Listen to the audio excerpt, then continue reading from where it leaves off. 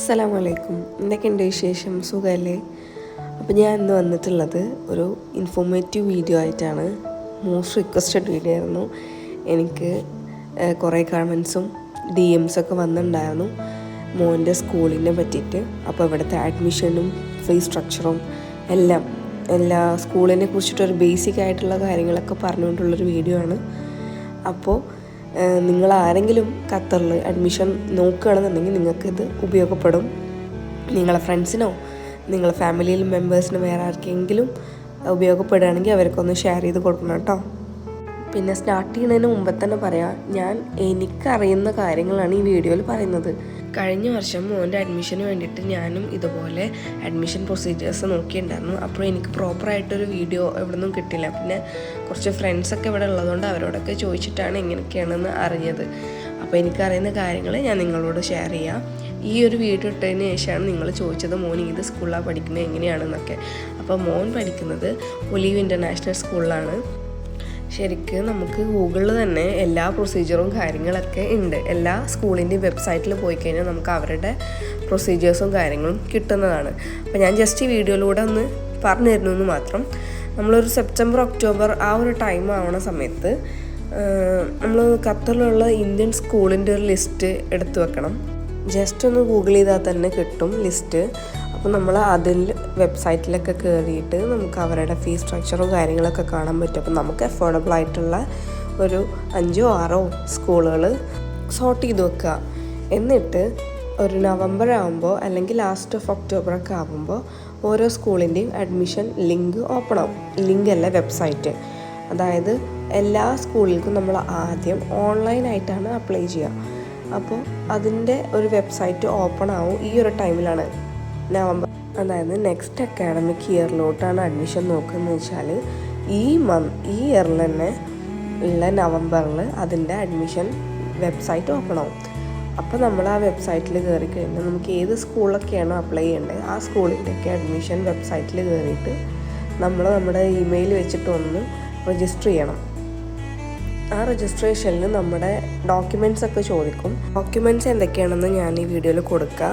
അപ്പോൾ ഇതുപോലെ ഓരോ സ്കൂളിൻ്റെയും വെബ്സൈറ്റ് എടുത്തു കഴിഞ്ഞാൽ അവരുടെ അഡ്മിഷൻ പ്രൊസീജിയർ ഉണ്ടാവും. ഇതിപ്പോൾ MES ഇന്ത്യൻ സ്കൂളിൻ്റെയാണ്. അപ്പോൾ ഇതിൽ കറക്റ്റായിട്ട് എഴുതിയിട്ടുണ്ട് എങ്ങനെയൊക്കെ അപ്ലൈ ചെയ്യണം എന്നുള്ളത്. അതേപോലെ തന്നെ മോൻ പഠിക്കുന്നത് ഒലീവിൻ്റെയാണ്. അപ്പോൾ ഞാൻ അത് കാണിച്ചു തരാം.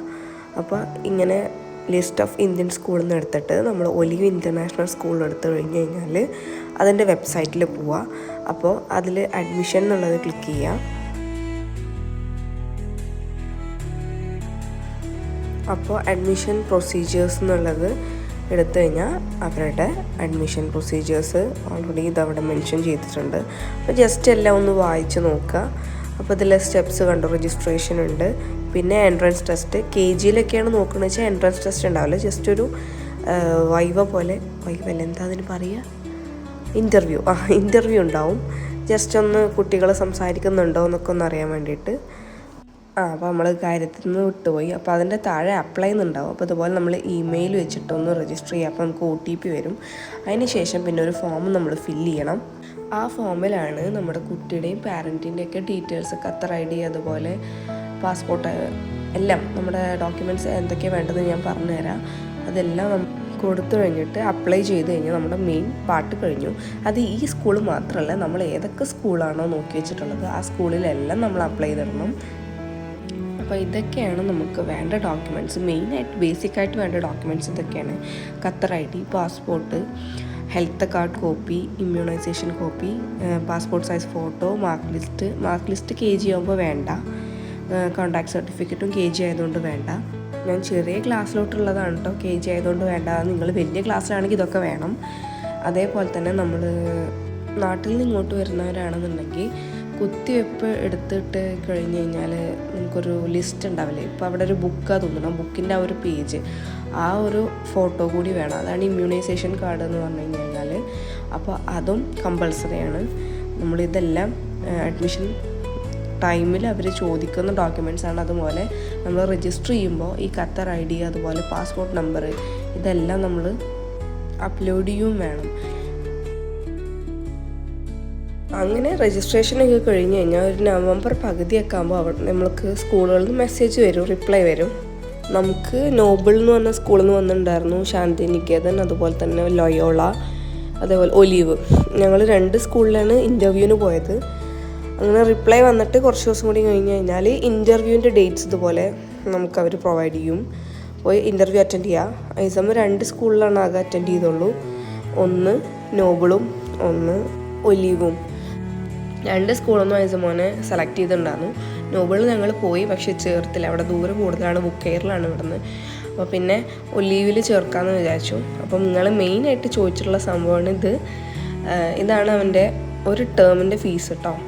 ഇത് ഫുള്ളല്ല, ഫസ്റ്റ് ടേമിന് മാത്രമുള്ളതാണ്. ഇതുപോലെ 3 ടേംസ് ഉണ്ട്. അപ്പോൾ നിങ്ങൾക്ക് ഒന്ന് കാൽക്കുലേറ്റ് ചെയ്താൽ അറിയില്ല കറക്റ്റ് എത്ര ഒരു KG ഫീസ് എന്ന്. KG മാത്രമാണ് ഇത്. ഓരോ ക്ലാസ് കൂടുന്തോറും ഫീസ് കൂടിക്കൊണ്ടിരിക്കുന്നുണ്ട്. അതുപോലെ ഇവൻ്റെ സ്കൂളത്തെ മാത്രമാണ്, ഓരോ സ്കൂളിലും ഡിഫറെൻറ്റ് ഫീസാണ്. പിന്നെ ഈ ഡോക്യുമെൻറ്റ്സ് ആയിരുന്നു അവർ അഡ്മിഷന് പോകുമ്പോൾ എടുക്കാൻ പറഞ്ഞിട്ടുള്ളത്. അപ്പോൾ നിങ്ങൾക്ക് വേണമെന്നുണ്ടെങ്കിൽ സ്ക്രീൻഷോട്ട് ചെയ്തിട്ടൊക്കെ വെക്കാം.